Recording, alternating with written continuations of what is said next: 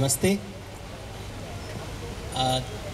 तो मेरा नाम देवदत्त पटनायक है और मैं माइथोलॉजी के ऊपर लिखता हूँ और मुझे ये शब्द इस्तेमाल करना बहुत पसंद है क्योंकि बहुत लोगों को इस शब्द से चिढ़ आती है और जब लोगों को चिढ़ आती है यानी कि आप कुछ ना कुछ सही कर रहे हो। सरस्वती के दो रूप होते हैं और ये मेरे बहुत सालों पहले किसी ने मुझे बताया था कि सरस्वती के दो रूप होते हैं। जो श्रोता होता है अगर उसके पास अक्ल हो तो सरस्वती ज्ञान के रूप में आती है, तो आपको ज्ञान मिल जाएगा। लेकिन अगर आपके पास अक्ल नहीं है तो फिर सरस्वती आपको एंटरटेन करेगी, आपको मज़ा देगी, एंजॉय कर सकोगे। तो या तो आपको एंजॉयमेंट मिलेगा या ज्ञान मिलेगा, लेकिन दोनों तरह से सरस्वती आपको सुख देती है। इसलिए अगर आप देखें तो वसंत पंचमी में जब सरस्वती की पूजा होती है तो जो म्यूजिशियंस होते हैं, डांसर्स होते हैं, कवि होते हैं, उनके साथ सरस्वती जुड़ी रहती है जो एंटरटेन करते हैं। और सरस्वती फिर बाद में जाके पंडितों के साथ भी बैठती है, शास्त्रियों के साथ भी बैठती है। तो एक तरफ से वो शास्त्रियों की भी देवी है, पंडितों की देवी है, जो नाचने गाने वाले लोगों की भी देवी है, नर्तकों की देवी है, म्यूजिशियंस की देवी है। सो द पॉइंट इज़ कि जब हम कुछ बात समझा रहे हैं तो दो चीज़ होता है और वही कथा का पॉइंट है। अगर आप कोई भी कथा देखो उसमें दो भाग होते हैं। एक कथा एंटरटेन करता है तो टाइम पास लगता है, बहुत अच्छा लगा और आप उसको देखते रहते हो। लेकिन हर कथा में कोई ना कोई बात रहती है, कोई ना कोई नई आइडिया रहता है। So there is a new idea and that idea makes you think. इससे दिमाग चलता है, you start thinking about things. तो आज जो मैंने कहा इनको कि मैं अगर लखनऊ आ रहा हूँ तो I should talk on Naimisharanya, क्योंकि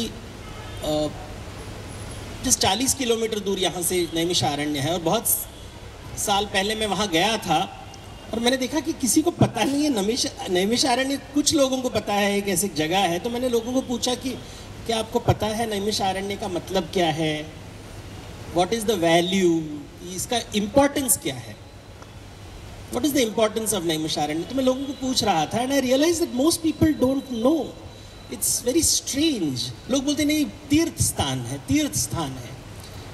तो मैंने कहा कि why is it an important place, and then I had to tell people कि जब महाभारत बताई जाती है तो पहली बार जो हमारे पास जो ग्रंथ है तो कहते हैं कि ये कहानी पहली बार नैमिषारण्य में बताई गई थी। It was first told in Naimisharanya. तो यहाँ पे there was a story teller Suta, जिसको हम सौती कहते हैं, और वो कहानी बता रहा है शौनक को। शौनक जो सुनता है, तो एक बताने वाले होता है और एक सुनने वाला होता है। और जितने भी इतिहास पुराण हैं, जितने भी हमारे पास स्टोरी टेलिंग ट्रेडिशन है, उसकी शुरुआत होती है नैमिषारण्य से। So the birth place of Indian story telling is Naimisharanya. ये भी माना जाता है कि पहली बार जब लव और कुश राम को रामायण सुना रहे थे वो भी नैमिषारण्य में हुआ था। So the first time the Ramayana was narrated, it happened in Naimisharanya. पहली बार जब Mahabharata was narrated, it happens in Naimisharanya. तो Naimisharanya is the place of story telling. तो ये कहते हैं कि जब वेद व्यास ने चारों वेद को उन्होंने क्लासीफाई किया था, ऑर्गेनाइज किया था, तो एक ये कथा है कि हजारों साल पहले जितने भी मंत्र थे वो लुप्त हो गए, दे गॉट लॉस्ट। और वेद व्यास ने इनको कलेक्ट किया, इनको चार वेद का रूप दिया। तो उन्होंने देखा कि लोगों को वेद समझ में नहीं आ रहा है, तो उन्होंने कहा कि मैं कथा के माध्यम से इसे प्रस्तुत करूंगा, और इस कथा को हम पंचम वेद कहते हैं। तो कथा जब भी रामायण महाभारत बताई जाती है तो इसे पंचम वेद कहते हैं। तो कथा के माध्यम से हमें वेद का ज्ञान प्राप्त होता है। अब ये वेद का ज्ञान तो आज के सेशन में वो नैमिषारण्य में जो कहानी के माध्यम से वो क्या बताना चाहते थे, क्या वो हमें एंटरटेन कर रहे थे या हमें एजुकेट कर रहे थे, वो बात सोचनी है। क्योंकि जब हम कथा सुनते हैं, क्या वो केवल एंटरटेनमेंट के लिए होता है या उसमें एजुकेशन भी होता है। तो पहले ये दो शब्द देखते हैं, इतिहास और पुराण। ये दो शब्द इस्तेमाल किए गए शतपथ ब्राह्मण में, पहली बार ये शब्द का उल्लेख होता है कि इतिहास पुराण, वो दोनों साथ में इस्तेमाल होता है, इतिहास पुराण, इतिहास पुराण। अगर अब लोगों को पूछो कि इतिहास, वो बोलेंगे रामायण महाभारत, पुराण कहेंगे तो बोलेंगे 18 महापुराण। तो इनमें फर्क क्या है, लोग हमेशा पूछते हैं इसमें फर्क क्या है। तो इतिहास शब्द जो है वो कथा होती है जहां पे कथाकार, जो स्टोरी टेलर है, उस स्टोरी के में प्रेजेंट रहता है। He is present in the story. वो कहानी का एक पात्र है। यानी कि जब आप रामायण पढ़ते हो तो वाल्मीकि जी ने रामायण लिखा है और वो रामायण के भीतर एक पात्र है। उनके आश्रम में सीता रहती थी, वहां लवकुश का परवरिश हुआ, उन्होंने रामायण की रचना की, उन्होंने लवकुश को ये सिखाया। लवकुश जाके श्री राम के सामने रामायण का पहली बार उन्होंने उसको प्रस्तुत किया नैमिषारण्य में। यानी कि ये रामायण कहानी के भीतर वाल्मीकि जी प्रेजेंट है, प्रस्तुत है, ही इज इनसाइड इट। इसलिए इतिहास ऐसे हुआ था। महाभारत में व्यास कहानी के अंदर प्रस्तुत है, he is present in the story.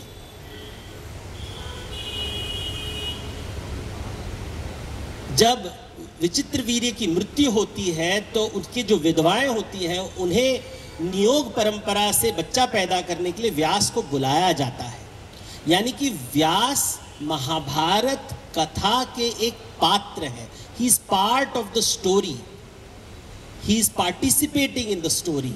वो पांडु के साथ बात कर रहे हैं, वो धृतराष्ट्र के साथ बात कर रहे हैं, वो युधिष्ठिर के साथ बात कर रहे हैं। He is present in the story. इतिहास, मैं वहां प्रस्तुत था, इसलिए ये कहानी इतिहास है। लेकिन जब हम पुराण पढ़ते हैं तो पुराण में कोई प्रस्तुत नहीं रहता। तो भागवत पुराण की कहानी कैसे बताई जाती है? सुक मुनि कहानी बता रहे हैं परीक्षित राजा को। किसकी कहानी बता रहे हैं? श्री कृष्ण की कहानी बता रहे हैं। लेकिन सुक मुनि ने कभी श्री कृष्ण के जीवन में वो प्रस्तुत नहीं थे। उनके पिता ने उनको कहानी बताई और उनका रूप देखिए, सुक, सुक इज पैरेट। और पैरेट क्या करता है? जो सुनता है उसी को बताता है। यानी कि वो अपना कुछ एडिशन नहीं करता है उसके अंदर, वो जो सुनता है वही बताता है। इसलिए सुक मुनि को सुक रूप दिया गया है कि वो जो बता रहा है बिल्कुल वही बता रहा है जो उसके पिता व्यास ने उसे बताया था। लेकिन वो कहानी के भीतर प्रस्तुत नहीं है। He is not present. जब हम विष्णु धर्मोत्तर पुराण पढ़ते हैं जो कश्मीर में लिखी गई थी, तो वहां पे कहानी बताई जाती है। जो कहानी बता रहा है, जो सुत है, जो बता रहा है, वो मार्कंडेय ऋषि। मार्कंडेय ऋषि ये कहानी बता रहे हैं। मार्कंडेय ऋषि ये कहानी बता रहे हैं। किसको बता रहे हैं? वज्रनाभि को बता रहे हैं। वज्रनाभि कौन है? श्री कृष्ण के वंशज हैं। तो वज्रनाभि को ये कहानी बताई जा रही है। क्या उन्होंने जो भी बात वो बता रहे हैं, बोल रहे मैंने नहीं देखा, मैंने सुना है, तो इसे पुराण कहेंगे। तो इतिहास और पुराण में फर्क होता है। तो ये अर्थ इनका यहां से आता है। ये संस्कृत शब्द है, हिंदी शब्द नहीं है। हिंदी में जब हम इतिहास बोलते हैं उसका अर्थ कुछ और होता है। संस्कृत में जब हम इतिहास बोलते हैं, और वो भी वैदिक संस्कृत में जब हम इस्तेमाल करते हैं, उसका अलग है। हमने केवल 2 इतिहासों के बारे में सुना है, रामायण और महाभारत। लेकिन ब्राह्मण ग्रंथ, आरण्यक, बृहद्देवता, ये अनक्रमणिका है जो वेदों में होता है। उनमें कई इतिहास हैं, लेकिन वो आसानी से मिलता नहीं है किसी को, जब तक आप उसको ढूंढोगे नहीं। स्कॉलर्स को पता है। तो मैं आपको एक इतिहास बताता हूं जिससे हम ज़्यादातर जानते नहीं हैं। तो ये स्टोरी, तो मैं अभी सब रामायण महाभारत की स्टोरी तो सबको पता है, तो मैं ऐसे स्टोरीज बताऊंगा जो हम सुनते नहीं हैं, लेकिन इनका है। ये अगर आप लाइब्रेरी में जाएं, रिसर्च करें तो ये मिलता है। इसे भी इतिहास कहते हैं। तो बृहद देवता एक अनक्रमणिका है जहाँ पे बताई जाती है कि वेद का ये श्लोक इस स्थिति में बताई गई थी। तो जब हम वेद के अंदर जितने भी श्लोक हैं, तो उनमें से 40 श्लोक उन्होंने लिए हैं और बोले कि ये श्लोक ये टाइम में बताया गया था, ये श्लोक ये सिचुएशन में बताया गया था, ये श्लोक ये सिचुएशन में बताया गया था। तो मैं एक कहानी बताता हूँ जो मेरा फेवरेट स्टोरी है। मैं of course I summarise it, मैं उसका बस एक सारांश बताने वांगा, बिकॉज वेरी कॉम्प्लेक्स स्टोरी। ये वरुण देवता के बेटे भृगु की कहानी है। तो भृगु को रात में एक सपना आता है। इस सपने के 7 भाग हैं। There are 7 parts in the story, but मैं केवल 2 भाग बताऊंगा because I find it very interesting. तो भृगु सपने में जाता है, और वो ये कहानी आपको, जैसे मैंने कहा, बृहद देवता में मिलता है, जैमिनी ब्राह्मण में मिलता है, तो कई शास्त्रों में मिलता है ये। तो भृगु जब यात्रा में जाता है, सपने में एक यात्रा करता है, उत्तर की दिशा जाता है, दक्षिण की दिशा जाता है, ईस्ट जाता है, वेस्ट जाता है, पूर्व पश्चिम सब जाता है, और वो एक बहुत ही भयानक दृश्य देखता है। वो देखता है कि एक मनुष्य, a human being, is eating another human being. Cannibalism की पिक्चर्स देखता है कि एक आदमी दूसरे आदमी को खा रहा है, नरभक्ष। मैंने कहा 7 भाग है, तो एक भाग में देखता है कि जो आदमी, एक आदमी दूसरे आदमी को खा रहा है, जिसे वो खा रहा है वो चिल्ला रहा है, लेकिन उसकी जो पुकार है, उसकी जो चित्कार है, वो पशुओं की चित्कार है। बकरी का चित्कार, भेड़िए के चित्कार, ऐसे भयानक आवाज आता है। दूसरे सपने में देखता है कि एक नरभक्ष दूसरे नर को खा रहा है, human is eating another human being. वो आदमी भी चिल्ला रहा है, लेकिन उसके गले से कोई आवाज नहीं निकल रहा। There is no sound coming out, silent scream जिसको कहते हैं। तो एक जगह में एक आदमी चिल्ला रहा है, लेकिन जो आवाजें आ रही हैं वो पशु की रुदन है, और दूसरे तरफ जो आवाज आ रहा है वो चिल्ला रहा है, लेकिन कोई आवाज नहीं आ रहा है। I can't hear him, it's silent screaming.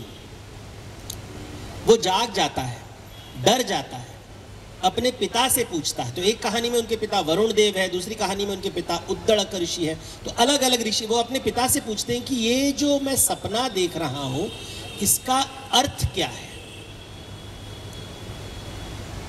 तो पिता कहता है कि देखो, जीने के लिए हमें अन्न लेना पड़ता है, जीवने के लिए हमें अन्न, और जो भी जीवित प्राणी है उसे जीने के लिए वो जीवित प्राणी को ही खाता है। जीवो जीवत से जीवनम, जो जीवित होता है वो जीवित प्राणी को खाता है। या तो वो प्राणी पशु का रूप होगा या वनस्पति का रूप होगा। जब हम मर जाते हैं तो हमारे नेक्स्ट लाइफ में जब पुनर्जन्म होता है, तो जिसको हमने इस जन्म में खाया वो हमें आगे वाले दुनिया में खाएगा। यानी कि जितने भी पशुओं को तुमने इस जन्म में खाया है, आगे वाले जन्म में वो पशु तुमको खाएगा। तो जैसे आवाज वो कर रहे हैं, मतलब उन पशुओं को उस आदमी ने खाया है, ऐसे वो चित्कार कर रहे हैं। तो भृगु कहता है अपने पिता से कि लेकिन कुछ लोग तो आवाज नहीं निकाल रहे थे, वो कैसा पशु है? वो पशु नहीं है, वो वनस्पति है। क्योंकि वनस्पति को जब तुम काटते हो वो भी चिल्लाते हैं, लेकिन उनकी आवाज तुम्हें सुनाई नहीं देती। इसलिए जब आगे वाले जन्म में जाओगे तो जितने भी वनस्पति को तुमने खाया है वो वनस्पति तुम्हें खाएगा। तुम वैसे ही चिल्लाओगे जैसे वो चिल्लाते थे, उतने ही तड़पोगे जो वो तड़पेगा। तो जब ये कहानी मैंने पढ़ी तो मेरी माँ उस समय पूरी तल रही थी। तो मुझे सडनली याद आया कि यमलोक में यही होने वाला है हमारे साथ। भृगु अपने पिता से कहता है कि ये तो बहुत ही भयानक है, इससे निकलने का कोई उपाय दिखाइए। देखिए, जब भी आप किसी भी एस्ट्रोलॉजर के पास जाओ और कोई भी प्रॉब्लम होता है तो हम उपाय ढूंढते हैं। अगर आप कोर्ट कचहरी की चक्कर जाओ तो वहां पे भी हम उपाय ढूंढते हैं। तो भारतीयों को उपाय का बहुत शौक है। हम राजमार्ग में नहीं जाएंगे, हम उपाय से अलग पगडंडी से निकल आएंगे, क्योंकि राजमार्ग में केवल राजा का हाथी जाता है। तो उपाय पूछते हैं। तो पिताजी कहता है कि अगर तुम्हें इस सिचुएशन से बचना है तो पहले भोग किसी दूसरे को दो। जो भी खाना बनाते हो उसे किसी और को परोसो, ताकि वो तुम्हारे ऋण में रहे, और जो तुम्हारा ऋणी है वो तुम्हें खाना देगा। यानी कि अपने हाथ से पकाए हुए खाने को कभी मत खाना, सामने वाले को खाना परोसो ताकि वो तुम्हारे ऋण में रहे, और जो ऋणी है वो तुम्हें खाना परोसेगा। तो भृगु समझ जाता है कि उसके पिता उसको कह रहे हैं कि तुम यज्ञ करो, क्योंकि यज्ञ का मतलब क्या है? तो यजुर्वेद में यज्ञ समझाया गया है कि देही मां ददामी ते, मुझे वो दो जो मैंने तुम्हें दिया है। इसका मतलब है यज्ञ। जिंदगी में मुझे वही देना जो मैंने तुम्हें दिया है। पशु जो होता है वो अन्न छीनता है। तो शेर हिरन के पीछे भागता है, हिरन चरने के लिए घास ढूंढती है। तो जानवर जो होता है अपना अन्न छीनता है। मनुष्य है जो खाना परोसता है। तो मनुष्यता का चिन्ह है ये खाना परोसना। तो जब हम यज्ञ देखते हैं तो टीवी में दिखाते हैं स्वाहा स्वाहा स्वाहा, कुछ समझ में नहीं आता है, वो हवन हवन बोलते रहते हैं। लेकिन अगर आप देखो तो उसके हाथ में एक कड़ची है और वो अग्नि को खाना दे रहा है और कह रहा स्वाहा, ये खाना तुम्हारे लिए। और यज्ञ के बाद वो कहता है फलस्तुति, मुझे फल चाहिए। मैंने तुम्हें खाना दिया है, ये बीज मैंने बोया है, इसका फल मुझे देना। तो मैं देता हूं ताकि मुझे कुछ मिले। तो ये है यज्ञ का अर्थ। मैं कुछ दे रहा हूं। तो जितने भी ऋग्वेद के श्लोक हैं वो प्रशंसा के श्लोक हैं। देवता को आज भी हम आरती करते हैं, हम देवताओं की प्रशंसा करते हैं। आप भी आपके अप्रेजल के पहले बॉस की प्रशंसा करते हो, ताकि उसके बाद आपको शायद प्रमोशन मिले या नौकरी से तो ना निकाले। जब तक कुछ देते नहीं हो कुछ मिलता नहीं है। यज्ञ में ये बात छिपा हुआ है। आज भी हम जब मंदिर में जाते हैं तो पहले नैवेद्य देते हैं, उसके बाद प्रसाद मांगते हैं। जब तक हम बोलेंगे मंदिर में कभी खाली हाथ नहीं जाना है, मंदिर में हमेशा भोग चढ़ाना है।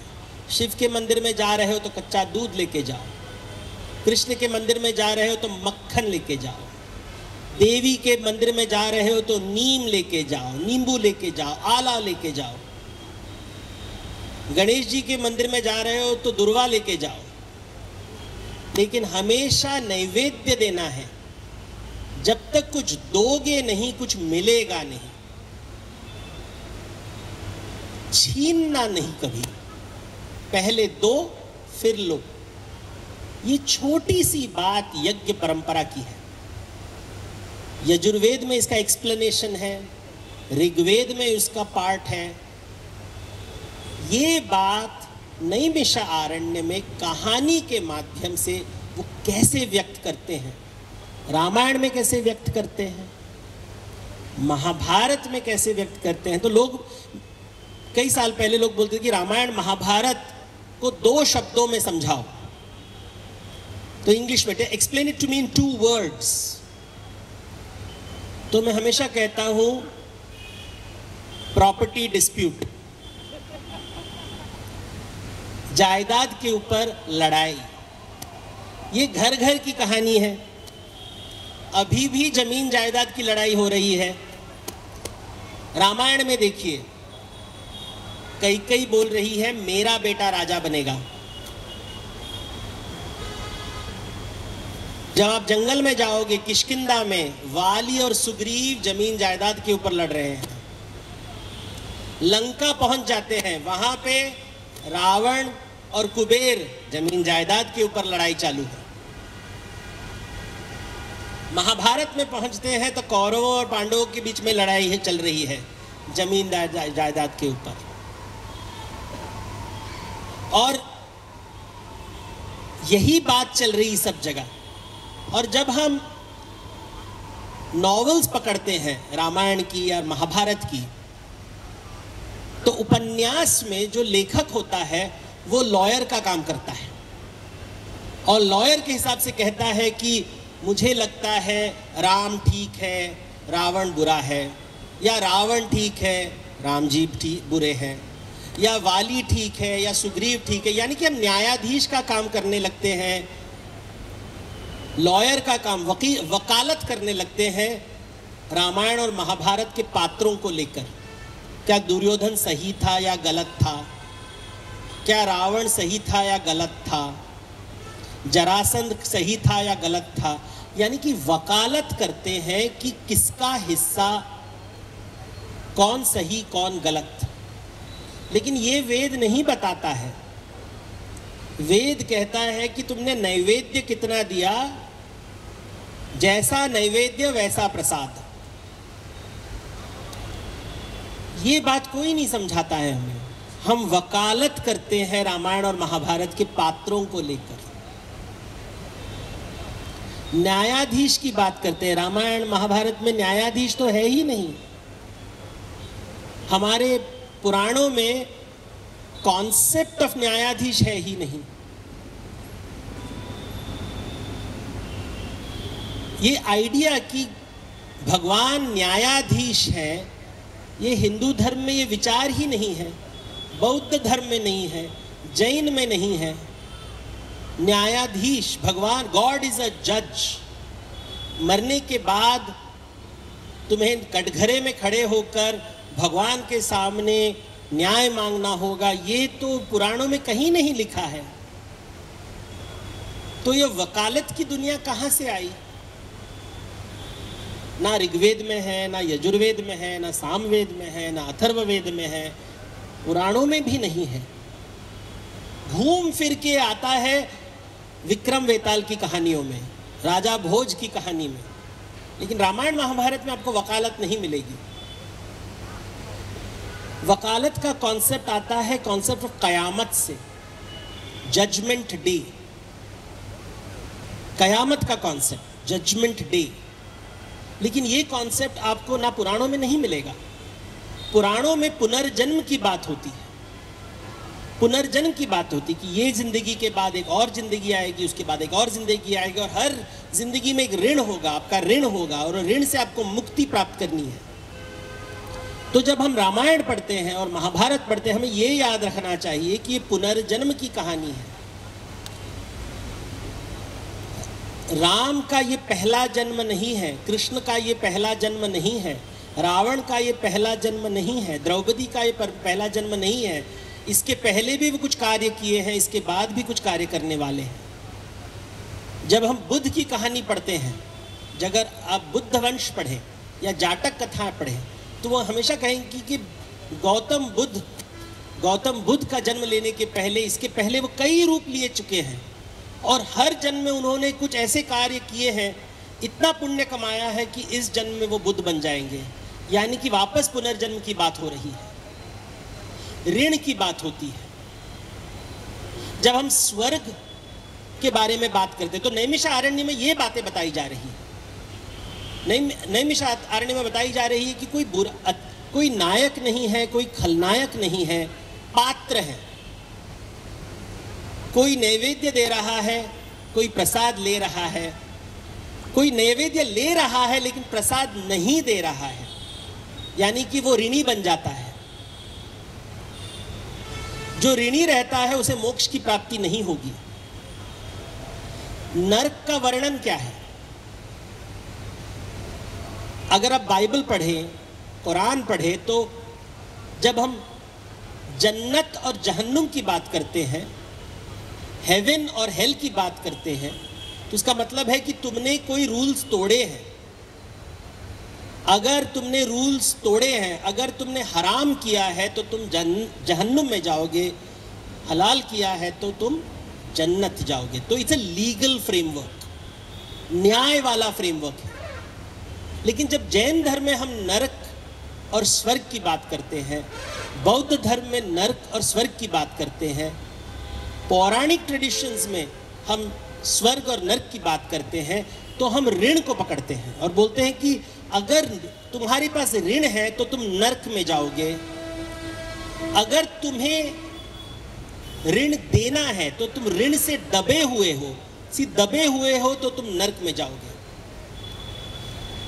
और अगर तुम्हें किसी को तुम्हें ऋण देना है, दे हैव टू, ऋण चुकाना है, तो तुम स्वर्ग में रहोगे। तो स्वर्ग वह जगह है जहां पे लोग आपको रीपे कर रहे हैं आपका ऋण, और नरक वह जगह है जहां पे आपको ऋण देना होगा, यू हैव टू पे। तो स्वर्ग और नरक की जो वर्णन है, एक्सप्लेनेशन है, वेदों में, इतिहास में, पुराणों में, ये बहुत ही अलग स्टोरी है, और ये कहानी के माध्यम से बताया जाता है। महाभारत में अगर आपने टीवी महाभारत देखा है, तो कहानी कहां खत्म होती है? युद्ध होता है कुरुक्षेत्र में, पांडव जीत जाते हैं, कौरव हार जाते हैं। पांडव अच्छे हैं, कौरव बुरे हैं। इसके बाद B.R. चोपड़ा का सीरियल खत्म हो जाता है। लेकिन महाभारत का ये केवल 12वां अध्याय है, इसके बाद और 6 चैप्टर्स हैं जो कोई नहीं बताता हमको। ये नहीं बताया जाता है कि महाभारत में युधिष्ठिर जब स्वर्ग पहुंचता है तो देखता है कि स्वर्ग में कौरव बैठे हुए हैं। स्वर्ग में कौरव क्यों बैठे हुए हैं? कौरव तो बुरे हैं, पापी हैं, उन्होंने खराब काम किया है, तो न्यायाधीश के अनुसार उन्हें तो कटघरे में डालना चाहिए, उन्हें नरक में डालना चाहिए। और युधिष्ठिर ये देखता है कि पांडव नरक में है। तो इतना विचित्र कहानी क्यों बनाया है व्यास जी ने? सिंपल स्टोरी बनाना चाहिए, अच्छे लोग स्वर्ग जाएंगे, बुरे लोग नरक जाएंगे। लेकिन जब व्यास कहानी बता रहे हैं, और ये पंचम वेद है, वो बोल रहे हैं कि कौरव स्वर्ग में पाए गए, पांडव नरक में पाए गए, युधिष्ठिर को गुस्सा आता है। युधिष्ठिर को गुस्सा आता है और वो कहता है कि ये हो ही नहीं सकता है। तो कृष्ण कहते हैं कि भगवत गीता आपने सुना होगा, मैंने भगवत गीता बताया था और वहाँ मैंने कहा था ना, वो बहुत फेमस लाइन है, फल की चिंता मत करो। अभी चिंता क्यों कर रहे हो? फल की चिंता मत करो, तुमने युद्ध लड़ा तो तुम क्यों डिसाइड कर रहे हो फल क्या होना चाहिए, किसको कौन सा फल देना है? तुमने कैसे डिसाइड कर लिया कौन अच्छा है कौन बुरा है? तुम न्यायाधीश हो, तुम वकील हो, क्या तुम्हें अनंत जन्मों का सार पता है? बैलेंस शीट है तुम्हारे पास उनके कर्म का, कितने जन्म लिए हैं उन्होंने, कितने पाप किए हैं, कितने पुण्य किए हैं, इस जन्म में उनको कितना फल मिलेगा, कौन सा फल मिलेगा, तुम्हारे पास इसका अकाउंटिंग है? तो ये अकाउंटेंट, तो भगवान यहां अकाउंटेंट है, जज नहीं है। इसलिए हम चित्रगुप्त की बात करते हैं, जो कायस्थों की देवता है, वो हमेशा हिसाब किताब आपको लगता है कि मैंने कितना पैसा बचाया है, बैंक में जाते हो तो सब चला गया है। क्यों? क्योंकि आपको पता नहीं था रे इतना लोन लिया था कि कुछ पैसे बचते ही नहीं है। हमको लगता है इतने महान हो, जब तुम्हारे पीछे तुम्हारे भाई मर रहे थे तुम पीछे मुड़ के भी नहीं देखे, इतने महान आत्मा हो। तुमने कहा स्वर्ग में कुत्ते को भी लाना चाहिए, लोगों ने कहा कुत्ते को, नहीं नहीं मेरे साथ साथ मेरा हमसफर है, कुत्ते को भी लेके, सबने तुम्हारी वाह की, लेकिन अभी तक गुस्सा है, क्षमा नहीं किया है तुमने कौरवों को, युद्ध में हरा दिया, युद्ध में उन सब को मार दिया, उनका जितना भी राज्य है 36 साल तुम्हारे पास था वो राज्य, तो जीते कि नहीं जीते? तो जीते ना, तो फिर अभी तक गुस्सा क्यों नहीं छोड़ा? कितना उनको कितना दंड दूं उसके बाद तुम्हें संतोष मिलेगा? कितने दंड के बाद संतोष मिलेगा आपको? संतोष शब्द, ये एक शब्द कितना दंड देना चाहिए? ये है महाभारत की कथा। तो मैंने किसी को पूछा कि देवदत्त, मैंने उससे पूछा कि ये महाभारत को जय क्यों बोलते हैं? जय, क्योंकि हिंदी में दो शब्द है ना, विजय और जय, विजयी भव हमने सुना है, तो ये दूसरा शब्द जय क्यों है? जय हो जय हो जय हो बोलते रहते हैं। वैकुंठ के द्वारपाल जय और विजय है, दोनों का मीनिंग सेम है, विक्ट्री, जीतना, तो दो दो लोग क्यों हैं? तो एक शास्त्री ने मुझे कहा कि देखो, विजय में कोई पराजय होता है, जब विजय होता है तो आप किसी को पराजित करते हो। तो कुरुक्षेत्र में पांडवों ने कौरवों को पराजित किया, उनकी विजय हुई, जय नहीं हुआ। जय तब होता है जब तुम अपने आप पर काबू पाते हो, अपने मन के ऊपर काबू पाते हो। यह शाश्वत है, यहां पे कोई पराजित नहीं होता। तुम अपने अहंकार के ऊपर जीतते हो और इससे चारों तरफ जय जयकार होता है। तो वीर और महावीर में यह फर्क है। वीर वह होता है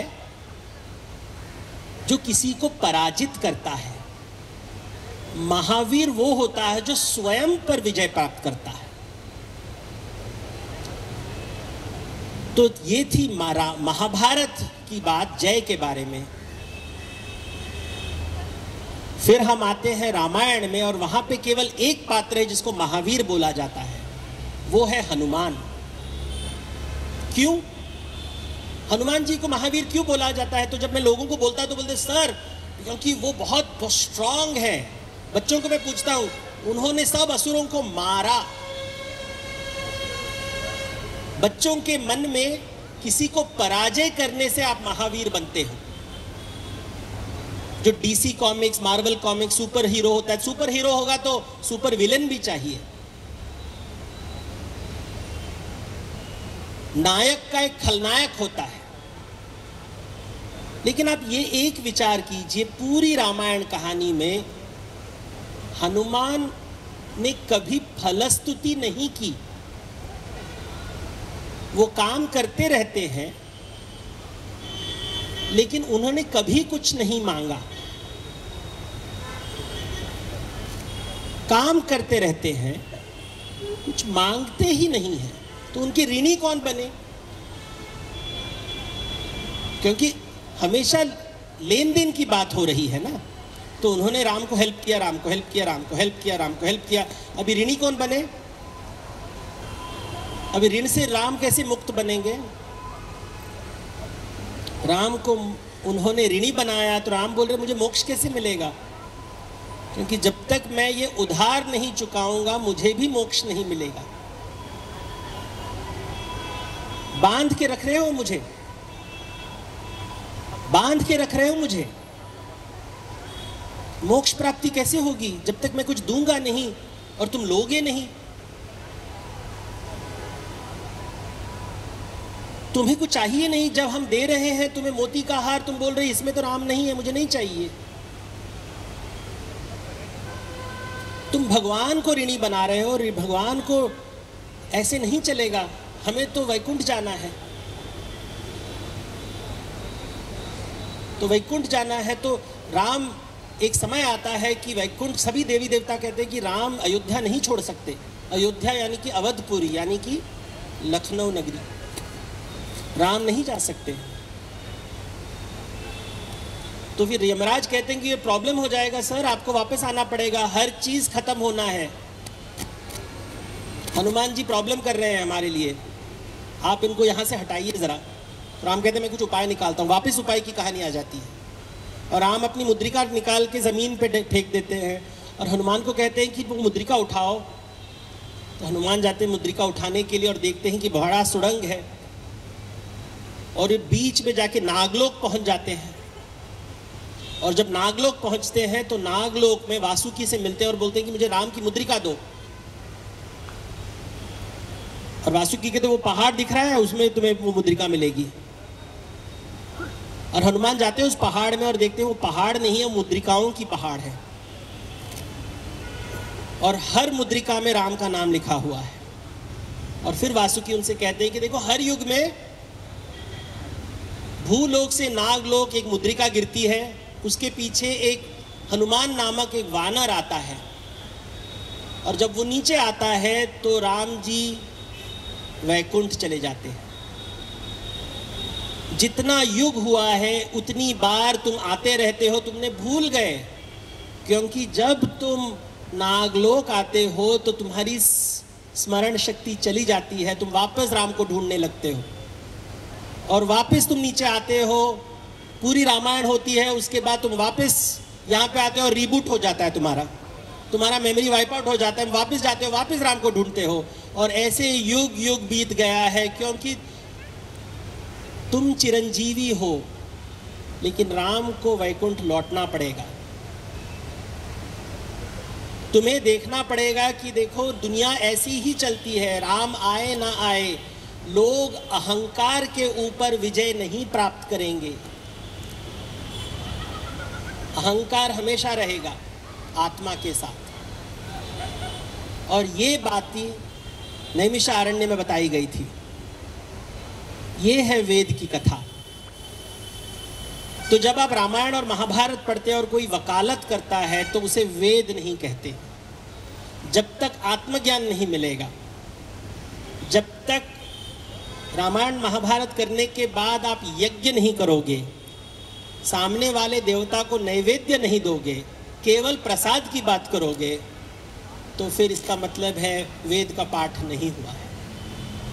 तो I hope all of you all are in this wonderful city, Naimisharanya में जाके read the Ramayan again and learn कि वेदों के अंदर जो वेदार्थ है उसे ग्रहण करें। कहानियों के माध्यम से एंटरटेनमेंट तो हमेशा मिलेगा, बट होपफुली आपके अंदर संतोष जागृत होगा और आप सामने वाले को नैवेद्य देंगे। ज़्यादातर लोग हम हमेशा भगवान के सामने जाते हैं प्रसाद मांगने के लिए, लोगों से मिलते हैं प्रसाद चाहिए, ज़िंदगी में ये चाहिए वो चाहिए। MBA स्कूल में जब जाता हूँ तो लोग कहते हैं कि Devdatta this is what I want to achieve. हर आदमी बोलता है मुझे ये प्रसाद चाहिए। जब प्रसाद नहीं मिलता है तो उसे दिल टूट जाता है, वो कविता के जैसे लिखता है कि मेरा दिल टूट गया, मुझे ये नहीं मिला, दुनिया जल भी जाए तो क्या है। कोई नहीं कहता है तुमने नैवेद्य क्या दिया, पत्नी को नैवेद्य क्या दिया, पति को नैवेद्य क्या दिया, पेरेंट्स को नैवेद्य क्या दिया, बच्चों को नैवेद्य क्या दिया। और लोग नहीं देवदत्त मैं सब दूसरों के लिए जीता हूँ, और भगवान कहते हैं झूठ, क्योंकि हर मंदिर के ऊपर एक कीर्ति मुख होता है जो जीभ निकाल के बैठता है कि कितना झूठ बोलेगा, हमें पता है। लेकिन तुम नौटंकी कर रहे हो, हम लीला करते हैं। तो भक्त नौटंकी करता है और भगवान लीला करते हैं, और यही वेदार्थ है। नमस्ते।